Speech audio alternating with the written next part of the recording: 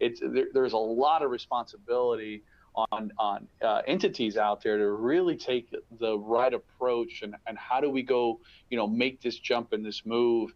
And when I think about that right approach, that's really what we think about from a perspective of cracking the cloud code. It really is taking an inventory of what you have. And we have a great tool for this. And I know, Chris, you've had a lot of success. You've talked to a lot of customers about this, but maybe what's that great tool that customers can leverage today to gain better insights on their data and what their systems are today? Exactly, James. So the key here is kind of normalizing the infrastructure. We need to get a snapshot or an extended snapshot of your environment to see kind of how each of the applications or each of the workloads would fit and where they fit on the right platform. And the tool we've chosen for that is LiveOptics. And LiveOptics, like I said, inventories your entire environment. It does a lot of the heavy lifting for you. Very, very low kind of engagement on the client side. The tool will do all the sniffing and making sure that everything is captured. But what it does is it makes sure that we don't fall down any holes. So we make sure that we understand your I/O statistics from a storage standpoint. We understand your VM communication paths and make sure that everything is functioning as it should today.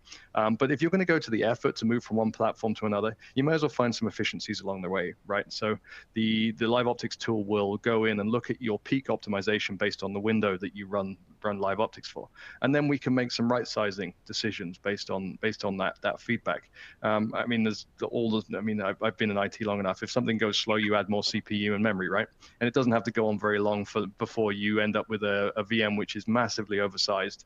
And honestly, this performance isn't any better because it wasn't the CPU and memory that was the issue in the first place. So being able to offer some of that feedback to organizations in a kind of an agnostic tool that delivers delivers those statistics and those factors. And my team, or our team, James, has been running for many months now. And it gets us so much further ahead than we could just by trying to look through environments or running simple tools to get VM outputs. So been very impressed with it. But what are your thoughts there, James?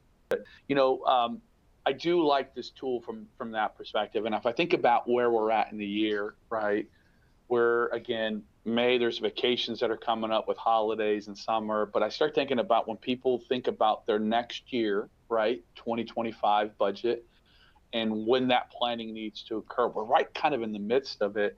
And where this observability tool is really great too, it allows you to see what would my environment look like if nothing changes and I go look at public cloud, right, AWS or Azure.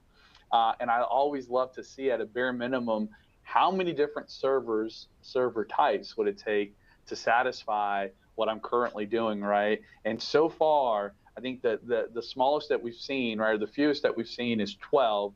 The most that I've actually seen is 33. So interested to see how those play out. But yeah, by all means, there's no obligation. You don't need to buy something from us. If you want to go leverage this tool and figure out, how it would work, how it looks, we run this tool, but on top of that, we actually put people into the process too.